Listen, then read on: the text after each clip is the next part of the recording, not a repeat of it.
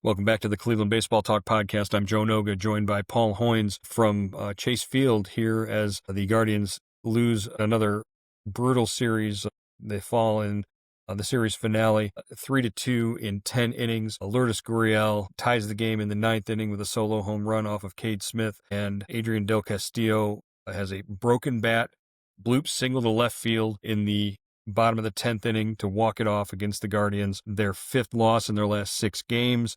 And Hoynesy, if this isn't, the nail in the coffin for their playoff hopes, it's getting close. Just a brutal series.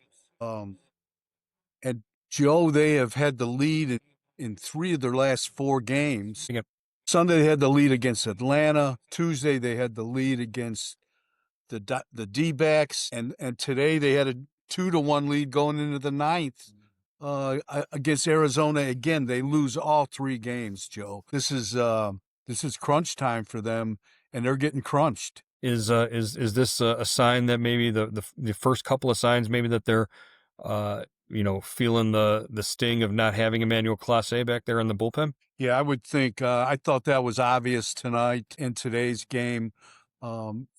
Cade Smith comes in, gets the final out of the 8th. It would have been nice to have Clase come in the ninth inning and face Arizona. But, Cade Smith, throws a fastball right down the middle. Gurriel does what he should have done. But, I think they're asking a lot of Cade Smith right now. They're asking a lot of Hunter Gaddis. Those your 2 key bullpen guys, you're going an inning plus with both of them almost every time out. And, that's going to catch up to you. And so is not having Clase. It's, they had that great run. 32 they won 23 of their 37 games, whatever it was. And, now, it's time to pay the piper almost. Yeah. As of August 12th, they were, they're 10.5 games out now. Back on August 12th, they were 5.5 games out. Yeah. In the division behind Detroit. Right now, they're 3 games out in the wild card, but they were knocking on the door. They were within a half game a little over a week ago in the wild card chase there. All of this, happens on the day Parker Messick makes his major league debut and, really does pitch well enough to give the Guardians a chance to win. He goes 6 2/3 innings and strikes out 6, really navigates that Diamondbacks lineup. Pretty strong effort. It was the longest outing by a Guardians pitcher in his debut since Cody Anderson back in 2015. He went 7 2/3 innings in that game against the Mariners, a 1-0 win against the Mariners. So Messick, really sort of lived up to the hype, the number 12 prospect in the organization. He comes up and everything looked like it was, smooth sailing after that first inning when he gave up a run.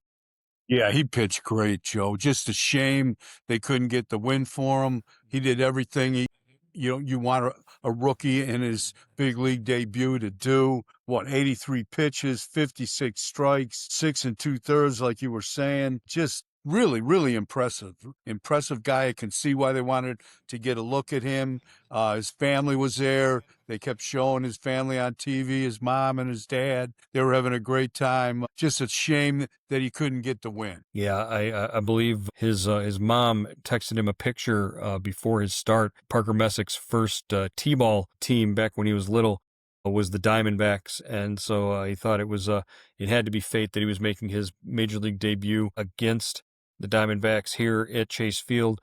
He had 9 members of his family in attendance. You could hear them from the press box every time there was a strikeout. You could hear Dad was up on his feet shouting about it. It was a lot of fun. He threw 22 first pitch strikes to the 26 batters he faced. So that's how you get it done.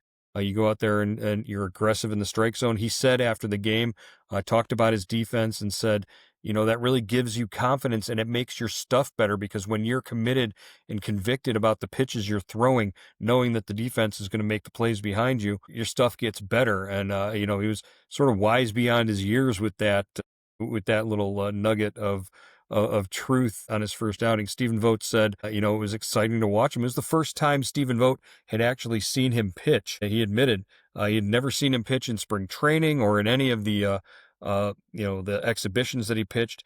This is a kid who started the spring breakout game for Cleveland against the Mariners back in March, and then He also started the futures game for the American League side, pitched an inning in that game at Truist Park.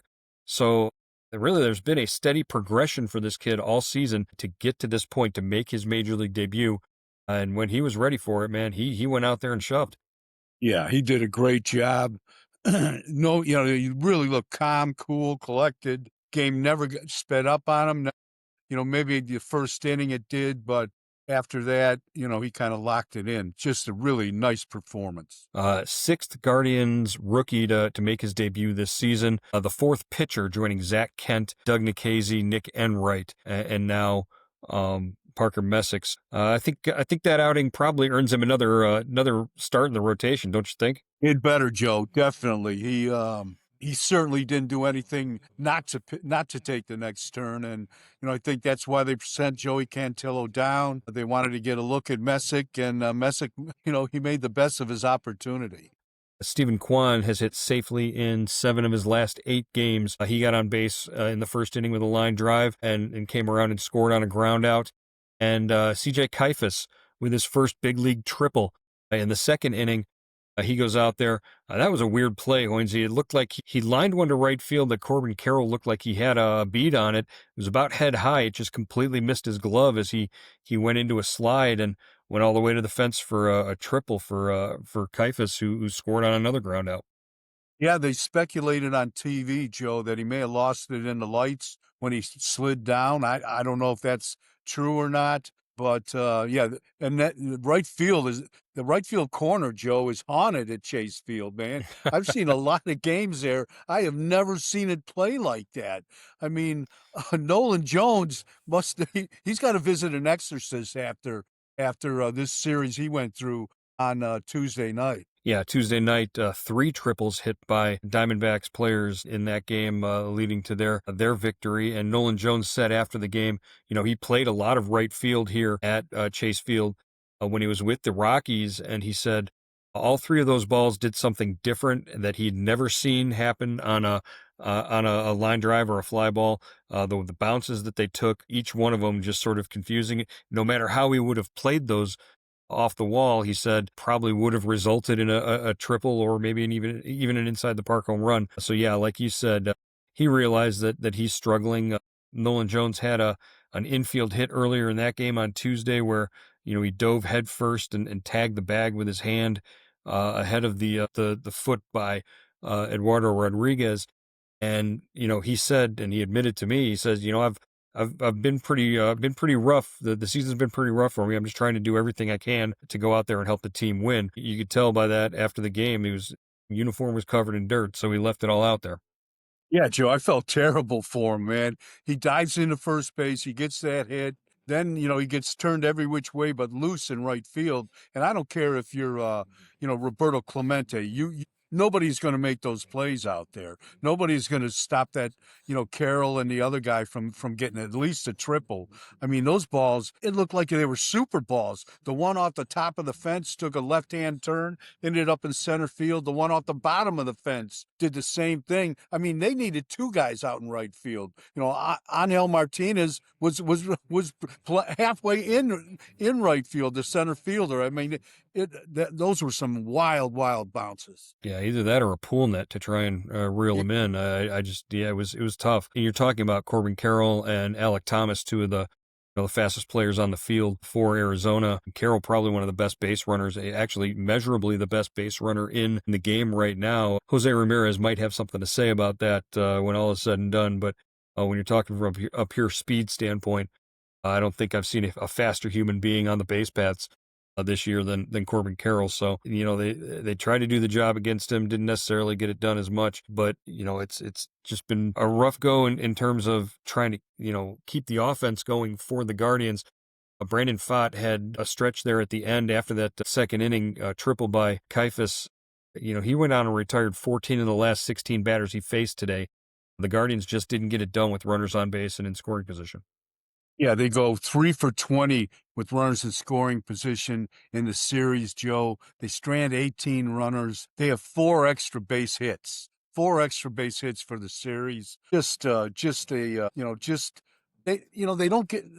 get the big hit when they needed. needed it when they needed to expand the lead. Oh, there was nothing going to Wednesday in extra innings. They played so well in extra innings, especially on the road this year. But Angel Martinez has a terrible at bat to start the inning, and then they go down in order against who's that lefty they brought in? Saul Frank.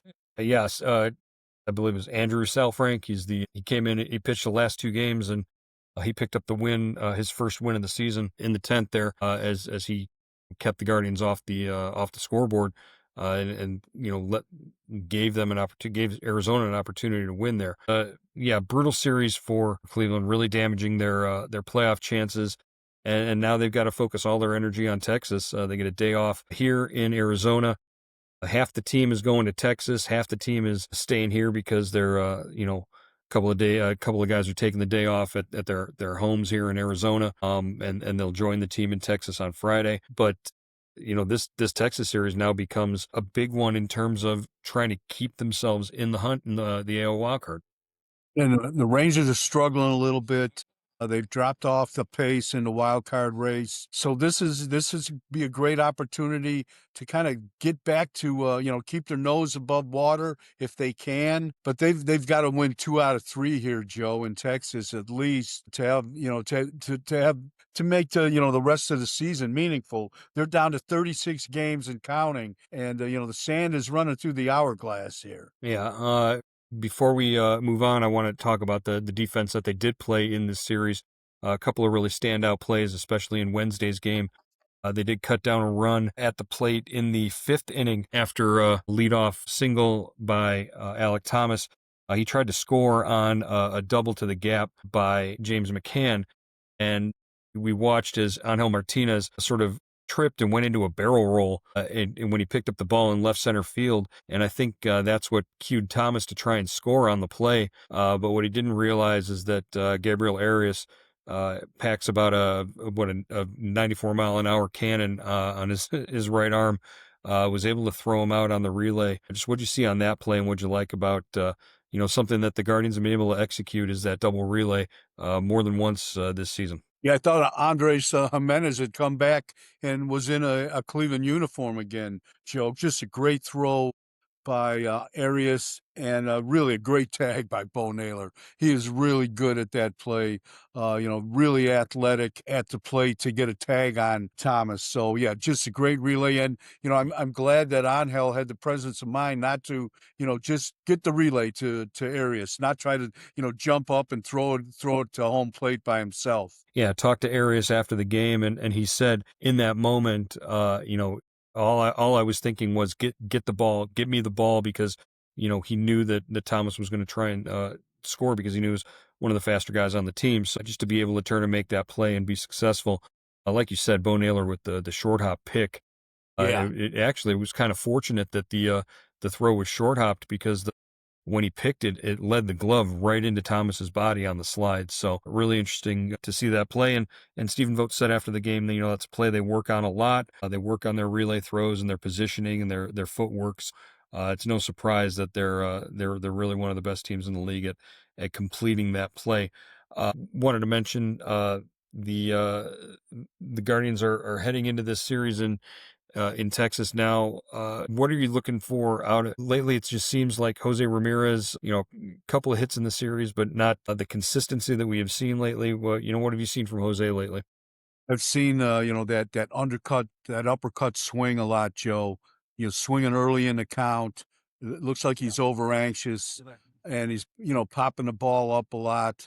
I know he hit the home run in was that the second game, right? The middle game of the series, hit the home run, but it looks like, I don't know if he's tired or what he is, Joe, but, he's in that one of those streaks where he's swinging early in the count, and he's, it's not his normal swing. Yeah, that's really tough to see him trying to do a little too much. And the ironic thing is, behind him, Kyle Manzardo, since the All-Star break, has really come on. I think he was batting .295 since the All-Star break, heading into today's game. And he'd had, 18, 19 RBIs in that stretch. But really, the guy that's stepped up and really turned heads has been Brian Rocchio. Drove in another run today, his 20th since the All-Star break. He leads the team in that category over that span. So, we're starting to see maybe Rocchio understand it and the light maybe going off a little bit. But we saw that at the end of last season in the playoffs as well. I think Joe moving to second base has taken some pressure off him and made him, perhaps more aware at the plate, a little more relaxed at the plate. Yeah, I think they go hand in hand, and the more comfortable he starts to feel at second base, obviously he's an elite defender anywhere you put him in the middle of the diamond, but at second base there's differences and nuances that are you have to make adjustments to, and once all that's taken care of defensively, I think he's really a two-way threat in that position. We saw it during this series. He put the bat on the ball, didn't look too overwhelmed, and just lately he's been playing really well. And that was a smart at bat today in the second inning after the triple. Didn't try to do too much. Arizona's playing the infield back, conceding the run. All he does is hit he scorched the ball to second base. But he's using that's elementary baseball. I mean, fundamental baseball.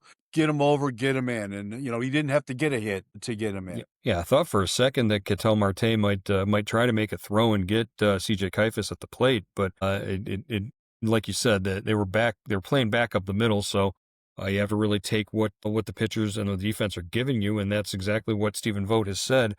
Brian Rocchio's approach has been. He's stuck with the approach. Maybe there is something to that. Sticking to your approach all the way through, even the hard times that Stephen Vogt likes to talk about so much. All right, Hoynesy, that's going to wrap up today's edition of the Cleveland Baseball Talk podcast. Day off on Thursday, and then the Guardians open up a 3-game weekend series in Texas on Friday, a big series that's shaping up to be, as they'll have Slade Ciccone on the mound, and that's a guy who they need to get back on the winning track there. Yeah, he's been struggling the last 2 times out. He needs a good outing, Joe. All right, Hoynesy, we'll check in with you again on Friday morning. Travel safe.